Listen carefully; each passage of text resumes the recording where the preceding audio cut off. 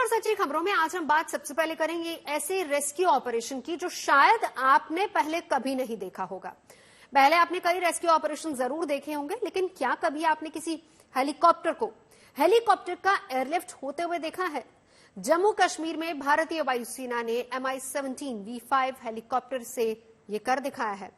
दरअसल अमरनाथ यात्रा की हेलीकॉप्टर सेवा में लगा एक हेलीकॉप्टर खराब हो गया था और इसके चलते पंचतरणी हेलीपैड पर हेलीकॉप्टर सेवा में दिक्कत आ रही थी, लेकिन इंडियन एयरफोर्स की टीम ने 11,500 फीट की ऊंचाई पर संघरी घाटियों के बीच से प्राइवेट कंपनी के हेलीकॉप्टर को सुरक्षित बाहर निकालकर ये दिक्कत दूर कर दी।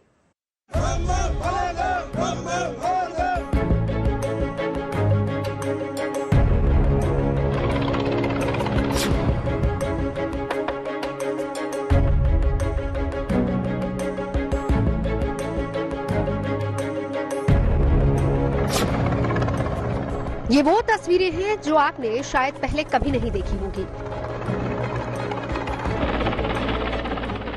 एक हेलीकॉप्टर से दूसरे हेलीकॉप्टर को एयरलिफ्ट किया जा रहा है। इस ऑपरेशन को अंजाम देने वाला हेलीकॉप्टर है इंडियन एयरफोर्स का Mi-17 V5 हेलीकॉप्टर। भारतीय वायुसेना जरूरत पड़ने पर तमाम ऑपरेशंस को सफलतापूर्वक अंजाम देने को लेकर जानी जाती है। जब देश में कहीं आपदा आती है और लोग मुश्किल में फंसे होते हैं, तो अक्सर आपने वायुसेना के विमानों और हेलीकॉप्टर को रेस्क्यू ऑपरेशन करते देखा होगा। इंडियन एयरफोर्स और आर्मी जरूरत के हिसाब से भारी हथियार और उपकरणों को भी एयरलिफ्ट करती है, लेकिन ये शायद पहला मौका था जब एयरफोर्स के हेलीकॉप्टर को एक खराब हेलीकॉप्टर को उठाकर ले जाते देखा गया। दरअसल पंचतरणी हेलीपैड पर अमरनाथ यात्रा में इस्तेमाल होने वाले एक प्राइवेट कंपनी के हेलीकॉप्टर में खराबी आ गई, जिसके बाद इंडियन एयरफोर्स का ये Mi-17 VS हेलीकॉप्टर संकरी गलियों के बीच बड़ी ही कुशलता से सस्पेंशन केबल की मदद से खराब हेलीकॉप्टर को निकाल ले आया। 11,500 फीट की ऊंचाई वाली इस जगह पर मौजूद हेलीपैड से खराब हुए हेलीकॉप्टर को निकालना जाहिर है कि बेहद चुनौतीपूर्ण रहा, लेकिन एयरफोर्स के इस हेलीकॉप्टर ने उस चुनौती को भी सफलतापूर्वक पार कर लिया। अमरनाथ यात्रा जारी है। अलग अलग जगहों से यात्रियों का जत्था लगातार गुफा के लिए रवाना हो रहा है। यात्रियों की सुविधा के लिए हेलीकॉप्टर सेवा भी मुहैया कराई जा रही है।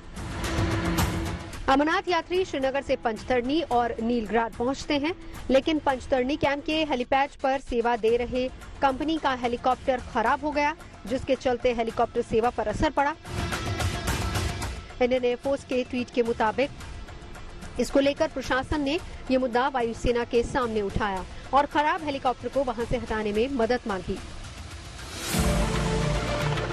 इसके बाद हरकत में आई वायुसेना की टीम Mi-17 V5 हेलीकॉप्टर से सस्पेंशन केबल की मदद से खराब हुए हेलीकॉप्टर को हटाने के मिशन में जुट गई।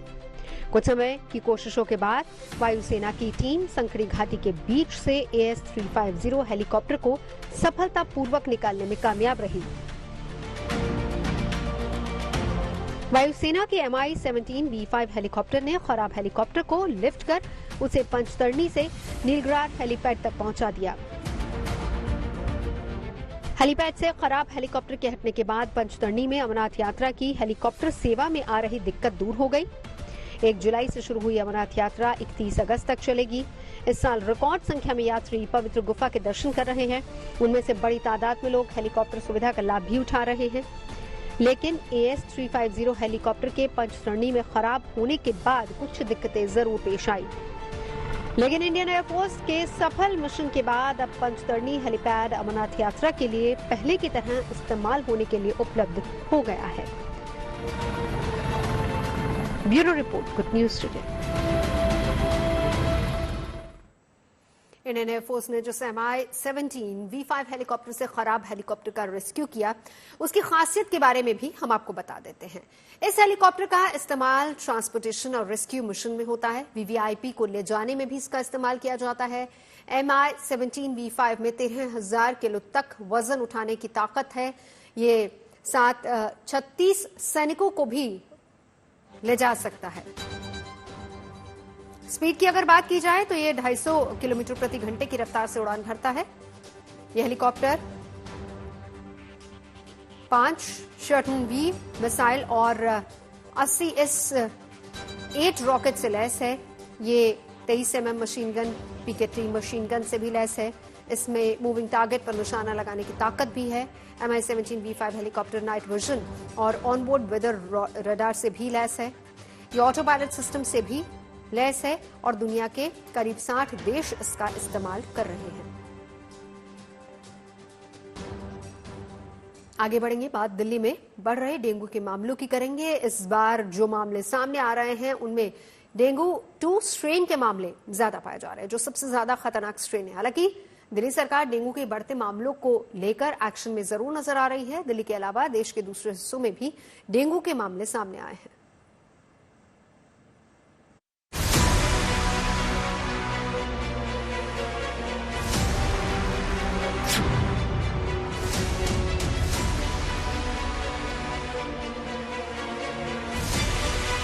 बरसात के मौसम में बीमारियों का खतरा भी बढ़ जाता है।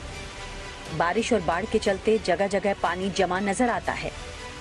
इसके कारण खासकर मच्छरों से होने वाली बीमारियों का खतरा काफी बढ़ गया है।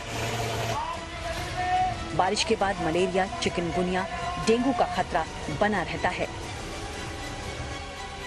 देश के कई हिस्सों में खासकर डेंगू के मामले तेजी से सामने आ रहे हैं। देश की राजधानी दिल्ली में एक बार फिर डेंगू तेज रफ्तार में पैर पसार रहा है।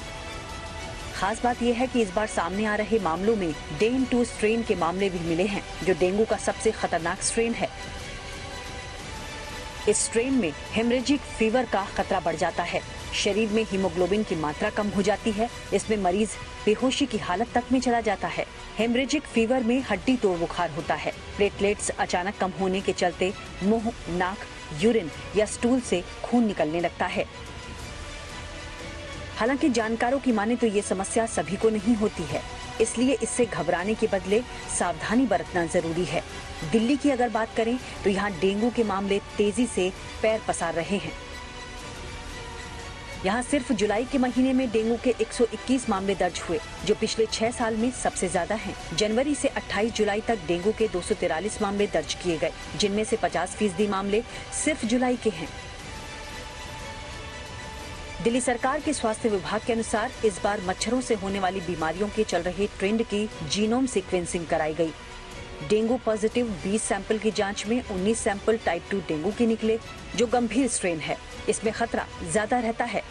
हालांकि दिल्ली सरकार डेंगू को लेकर अलर्ट है। स्वास्थ्य मंत्री सौरभ भारद्वाज ने मंगलवार को इसको लेकर अस्पतालों के MSMD के साथ बैठक भी की।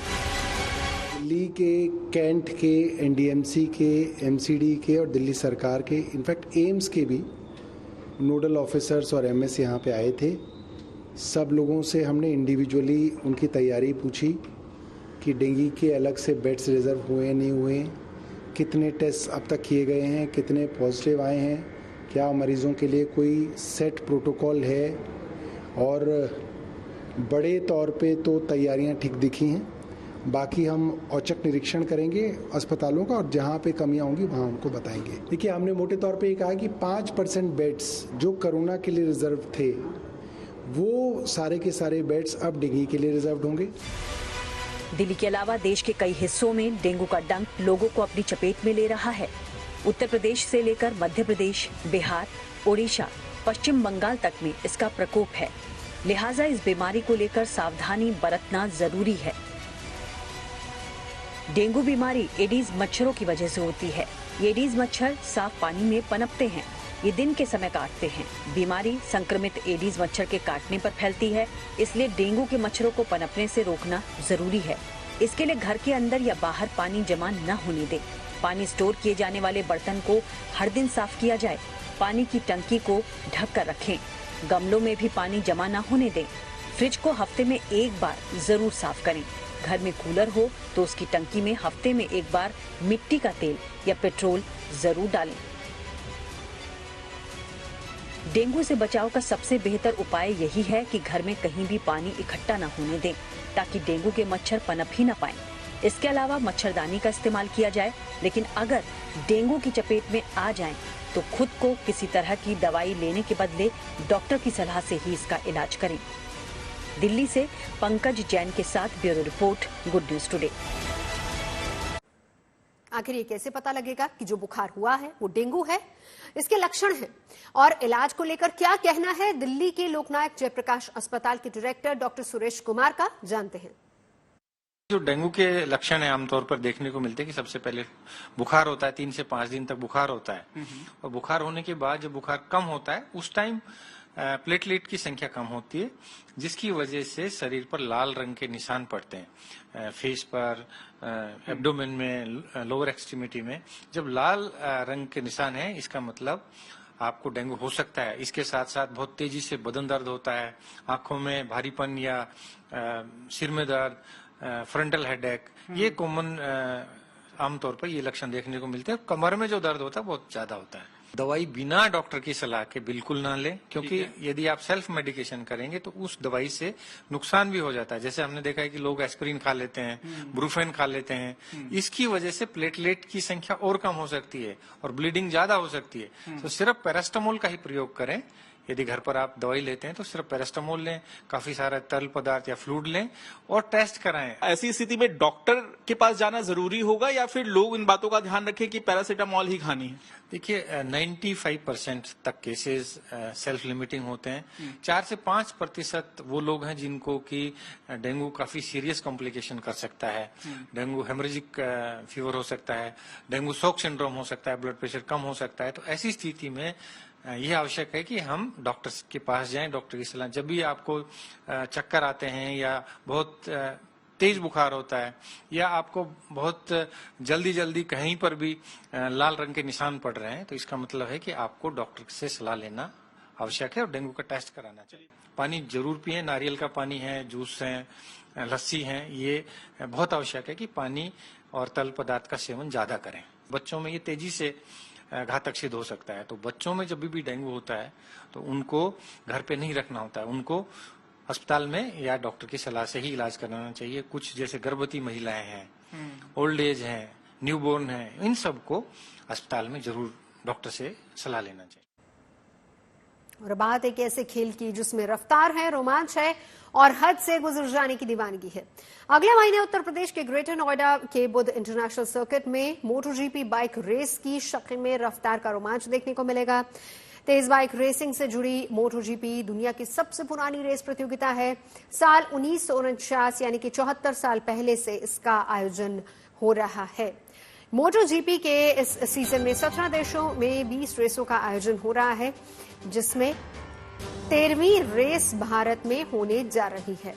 मोटोजीपी के इतिहास में पहली बार इसका आयोजन भारत में हो रहा है।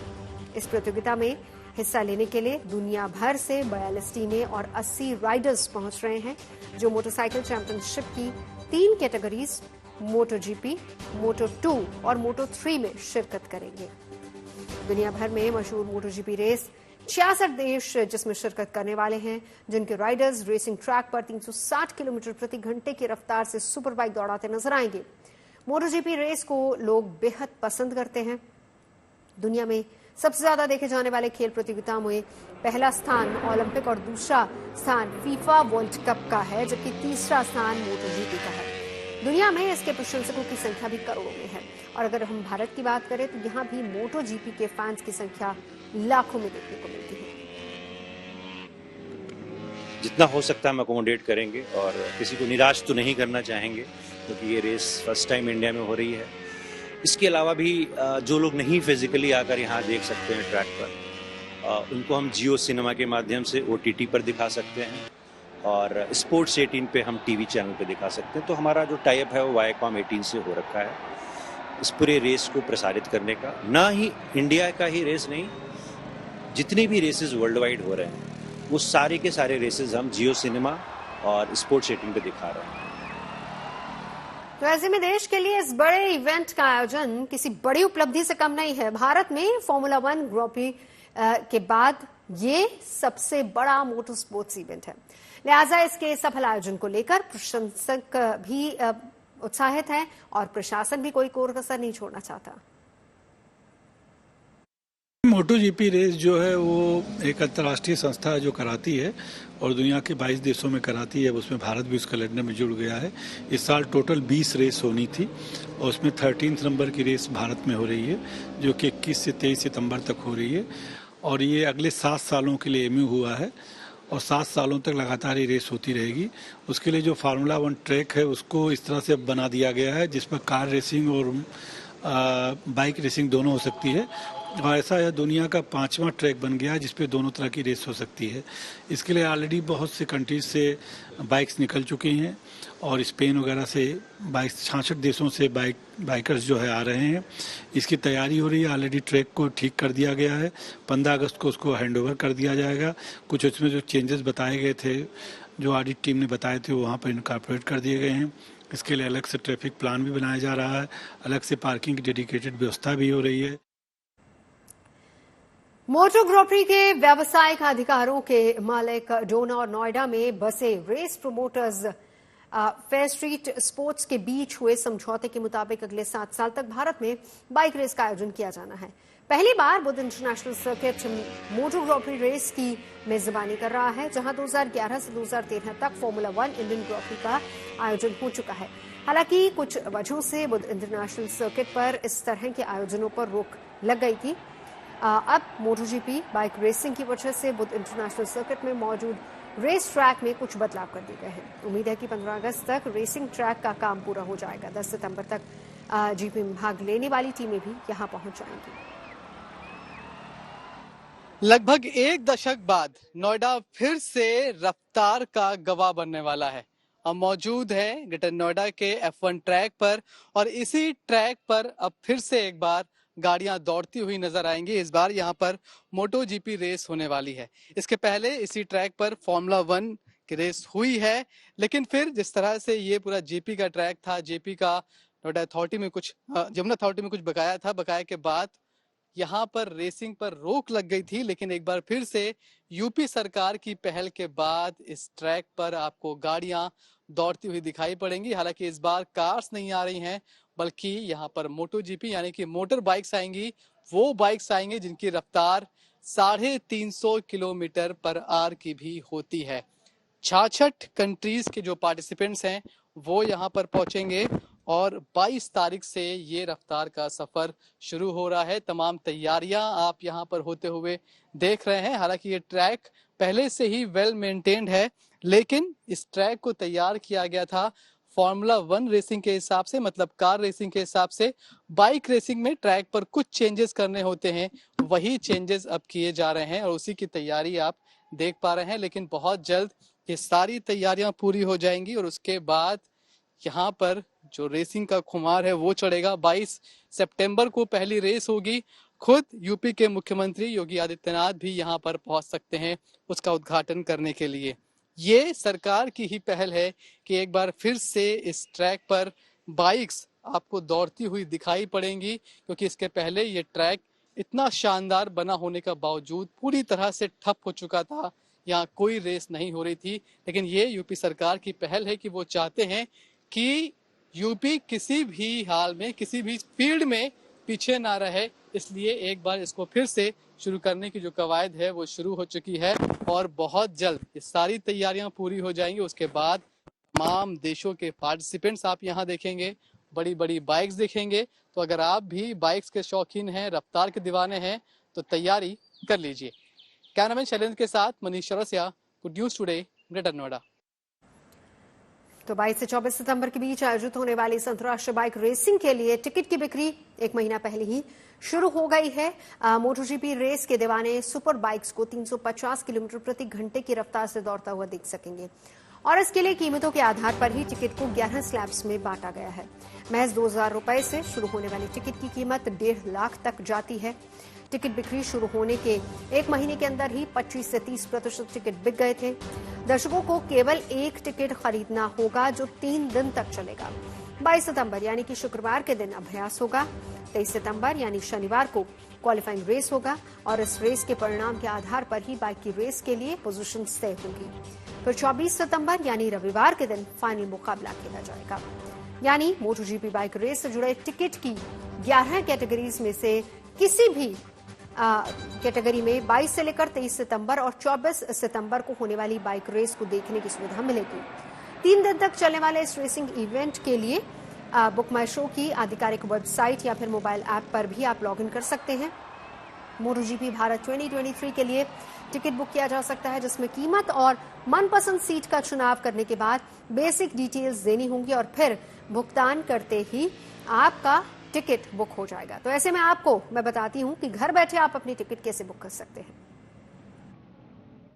तो अगले महीने बुध इंटरनेशनल सर्किट पर रफ्तार और रोमांच का खेल शुरू होने वाला है। इसके लिए जाहिर सी बात है कि बहुत सारे लोग जाएंगे देखने के लिए, लेकिन टिकट कैसे बुक करवा सकते हैं आज मैं आपको वो प्रोसीजर बता देती हूँ अगर आप भी इंटरेस्टेड हैं जाने के लिए।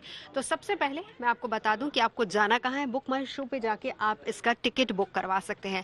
आप इसकी वेबसाइट ओपन करेंगे in bookmyshow.com, जिसके बाद आपके सामने एक ये पेज आएगा।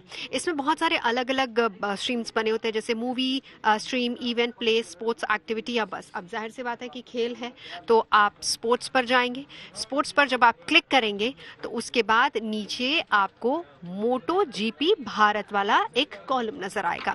जब ये कॉलम आपको नजर आएगा तो इस पर जाकर आप इसको क्लिक करेंगे, जिसके बाद इस पे सारी डिटेल्स होंगी मोटो जीपी भारत और ये सारी डिटेल्स, और यहाँ पर आपको एक बुक का आइकन भी नजर आएगा जिसमें आप अपना टिकट बुक कर सकते हैं। और अब टिकट बुक कैसे करना है, सबसे पहले हाउ मेनी सीट्स आपसे पूछी जाएंगी। फर्ज कीजिए अकेले जाने में मजा नहीं आता, जाहिर सी बात है 2 ही लोग जाएंगे, तो मैं यहाँ पर 2 नंबर 2 को कंटिन्यू कर देती हूँ। देखिए स्लैब्स अलग अलग बने हुए हैं, 800, 2500, 6000, 8000, 10000, 12000, 15000, 20000, 25000, 30,000 और 40,000, यानी 800 रुपए से लेकर 40,000 रुपए तक के टिकट्स अवेलेबल हैं। अगर हम 800 रुपए का टिकट पर क्लिक करते हैं तो इसमें आपको बाकायदा डिटेल्स बताई जाएंगी कि उसमें क्या क्या होगा और उसमें कितनी कितनी टिकट्स हैं। तो आप उसको क्लिक करके और यहाँ पर अपना टिकट बाकायदा आपको मैप के जरिए भी बताया जाएगा कि आप कहाँ पर, जैसे ये पिकनिक स्टैंड नॉर्थ है, अगर हम 800 रुपए की बात करें तो पिकनिक स्टैंड साउथ, और यहाँ पर भी साउथ है, और इसमें आप देख सकते हैं कि आप एग्जैक्टली कौन सी जगह पर बैठेंगे। पिकनिक स्टैंड नॉर्थ ये इधर आता है, यहाँ पर आप बैठेंगे। तो यहाँ जाकर आप अपनी टिकट बुक कर सकते हैं और खेल का मजा ले सकते हैं। तो ग्रेटर नोएडा में मोटो जीपी के आयोजन होने से उत्तर प्रदेश की ब्रांड वैल्यू भी बढ़ने की उम्मीद है। मोटो जीपी के टूरिज्म को भी बढ़ावा मिलेगा। दूसरे देशों में से मोटो जीपी रेस देखने आने वाले दर्शक आगरा, मथुरा, वृंदावन, दिल्ली में भी पर्यटन करने आएंगे और इससे देश को बड़ी विदेशी मुद्रा मिलने की संभावना है, जिसका उत्तर प्रदेश की इकोनॉमी पर भी सकारात्मक असर पड़ेगा। खबरें सच्ची होनी चाहिए, अच्छी खुद ब खुद लगती है। Navjot Randhawa signing off. आप सुनते रहिए गुड न्यूज, देखते रहिए गुड न्यूज।